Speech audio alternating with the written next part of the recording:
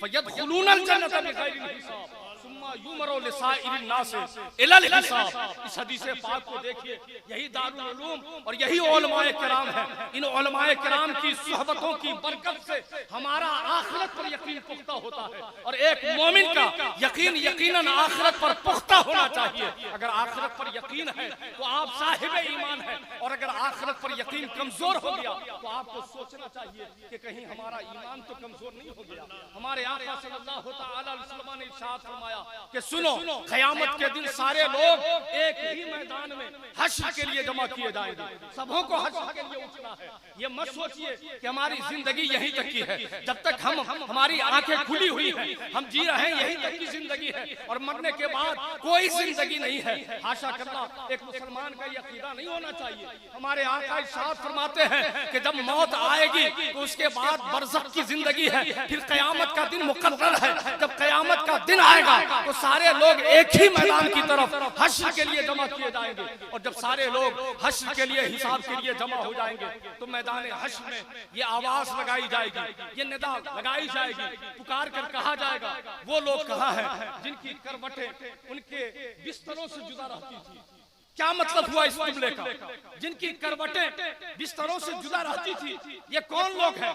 शारिहीन हदीस फरमाते हैं कि जब पूरी कायनात सोती है, जब पूरी कायनात महवे ख्वाब होती है, जब पूरी कायनात अपनी आंखों को लज्जते ख्वाब से हमकरार कर रही होती है, तब कुछ अल्लाह वाले ऐसे होते हैं जो बिस्तर छोड़कर मुसल्ला बिछाकर अपनी पेशानी खुदा की बारगाह में झुका रहे होते हैं। इनके करवट इनके बिस्तरों से जुदा होते हैं, ये मुसल्ला बिछाकर अल्लाह की इबादत में मसरूफ नजर आते हैं। ये तहज्जुद की नमाज पढ़ने वाले जो हैं, ये अल्लाह की इबादत करने वाले जो लोग हैं, इनको मैदान हश्र में जमा करके पुकारा जाएगा। ये लोग कहाँ हैं? और एक दूसरा मतलब शारिहीन हदीस ने ये बताया कि इशा का वक्त भी होता है, बहुत से लोग सो जाते हैं, फज्र का वक्त भी होता है, तब भी बहुत से लोग सोए रहते हैं। लेकिन जो अल्लाह तबारक व तआला के बंदे हैं और जानते हैं कि हमारी जिंदगी बंदगी के लिए है, हम बंदगी के लिए पैदा किए गए हैं, वो इशा के वक्त भी जाकर खुदा की इबादत कर रहे होते हैं, फज्र के वक्त भी जाकर वो अल्लाह तबारक व तआला की इबादत कर रहे होते हैं। सारी कायनात अपने बिस्तरों पर होती है, और ये इशा और फज्र की नमाज पढ़ने वाले ये वो लोग हैं जिनकी करवटें उनके बिस्तर से जुदा होती है।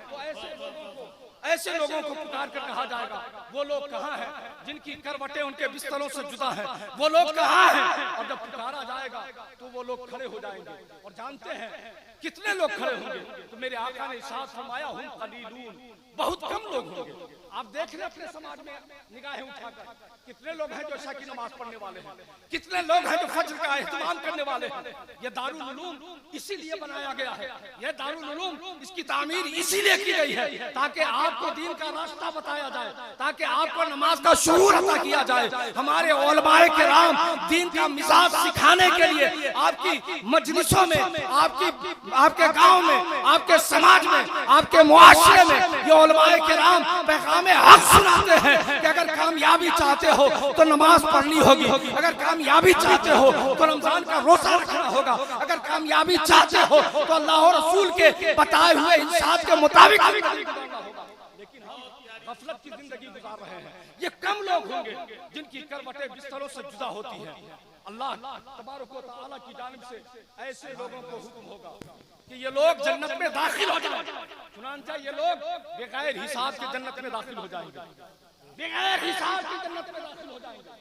हमारा मिजाज क्या है कि जैसे जिंदगी गुजारनी है गुजार लो, जब मरेंगे तो दारुल उलूम से तलबा को बुला लिया जाएगा, फातिहा खानी करा दी जाएगी, कुरान पाक पढ़ा लिया जाएगा। और हम ये सोचते हैं कि बस कुरान पढ़ा लिया गया, मिलाद पाक की मजलिस मुनक़द हो गई, दुआए मग़फ़िरत कर दी गई, हमारी बख्शिश हो गई। माअज़ल्लाह, ये मिजाज नहीं होना चाहिए आपका।